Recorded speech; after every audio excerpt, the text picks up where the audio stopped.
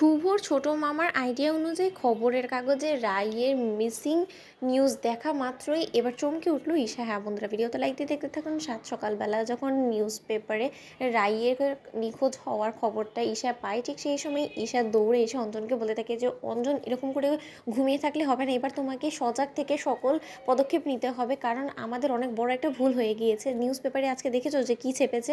তখন অঞ্জন বলতে থাকে যে কী ব্যাপার ঈশা, তুমি সাত সকালবেলা এরকম চিৎকার চেঁচামেচি করে কেন আমার ঘুমটা ভেঙে দিলে, বলো তো কী হয়েছে কি। অন্যদিকে ঈশা যখন অঞ্জনের হাতে সেই নিউজ পেপারে থাকা রাইয়ের ছবিটা দেখায়, ঠিক সেই মুহূর্তে ঈশা বলতে থাকে যে দেখেছো তো অঞ্জন, কেন আমি বলেছিলাম যে সেদিন আমার মোটেও এই অনামিকার হাবভাব থেকে সুবিধার বলে মনে হয়নি। এবার নিশ্চয়ই তুমি বুঝতে পারছো এখানে দেখো যে যদি কেউ এই রাইয়ের কোনো খোঁজ পায় তাহলে যাতে অনির্বাণ সেনের এই কন্ট্যাক্ট অ্যাড্রেসে যাতে তাদের সাথে কন্ট্যাক্ট করার চেষ্টা করে। তাহলে নিশ্চয়ই তুমি বুঝতে পারছো যে অনির্বাণ সেন যাকে পাগলের মতন খোঁজাখুঁজি করছে সে এবং আমাদের অনামিকা এক্স্যাক্টলি তারা সেম মানুষ। এবং অনামিকা ইচ্ছাকৃতভাবে সেদিন অনির্বাণ সেনকে দেখা মাত্রই সে নিজেকে আত্মগোপনে রাখার চেষ্টা করেছে, যাতে কিনা অনির্বাণ দা কোনো মতেই তার সম্পর্কে কোনো কিছু না জানতে পারে। এবার তুমি বুঝতে পেরেছো অঞ্জন, কেন আমি তোমাকে বলছিলাম যে না, নির্ঘাত অনির্বাণ সেনের সাথে এই অনামিকার কোনো গোপনীয়তা আছে বা ওদের মধ্যে এমন কোনো অতীত জীবনের রহস্য আছে যেটা কিনা অনামিকা কোনো মতেই আমাদের কাছ থেকে লুকোতে চাচ্ছে, তার জন্যই হয়তো সে এরকমটা করেছে।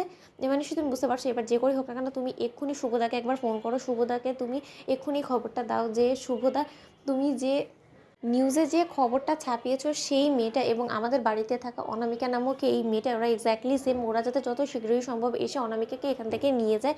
অন্যদিকে অঞ্জন বলতে থাকে যে আচ্ছা এসে এই বিষয়ে আমাদেরকে একটু তলিয়ে ভাবাটা আমার মনে হয় দরকার, কারণ এমনটাও তো হতে পারে যে পৃথিবীতে সেম দেখতে এক্স্যাক্ট মানুষ হতে পারে না, সেরকমটা তো নয়, তাই না? এটা তো ইম্পসিবলেরও কোনো কিছু না। অন্যদিকে ঈশা বলতে থাকে যে তার মানে তুমি কী বলতে চাচ্ছো বলো তো। অন্যদিকে অঞ্জন ঈশাকে বলতে থাকে যে দেখো আমাদের কিছু ধৈর্য সমেত এই বিষয়টা নিয়ে এগোতে হবে। অন্যদিকে রায় যখন সেই নিউজ পেপারে নিজের ছবিটা দেখতে পাই, ঠিক সেই সময় রায় বলতে থাকে যে না, আর কোনো মতেই সময় নেওয়া যাবে না, কারণ আজকে এই খবরের কাগজটা তো শুধু আমার হাতে এসে পৌঁছয়নি, এই শহর থেকে শুরু করে সকলের কাছে এতদিনে নিশ্চয়ই পৌঁছে গিয়েছে। আর তার থেকে বড় কথা, এবার তো ঈশা এবং অঞ্জন সকলে এসে আমাকে প্রশ্নমুখে বিধ্বস্ত করে তুলবে এবং আমাকে আমার অতীত জীবন সম্পর্কে সব কিছু প্রশ্ন করবে। তখন আমি কী জবাব দিব? তাদের জবাবের আগেই আমাকে যে করে হোক না কেন এখান থেকে পালাতে হবে, কারণ এখান থেকে আমি না পালানো পর্যন্ত কোনো মতেই আমি শান্তি পাবো না। হায় ঈশ্বর, কেন যে আমার সাথে সবসময় এরকমটা হয়, নিজেকে এতটা আত্মগোপনে রাখার চেষ্টা করা সত্ত্বেও কেন আমি সবসময় আমি নিজের মতেই ফেসে যাই।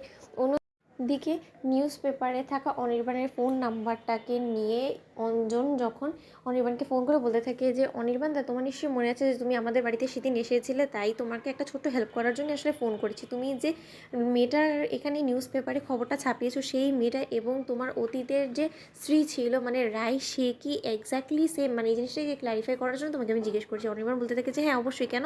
তো বন্ধুদের ভিডিওটি ভালো লাগলে একদম শেয়ার করে সাবস্ক্রাইব করতে ভুলো না।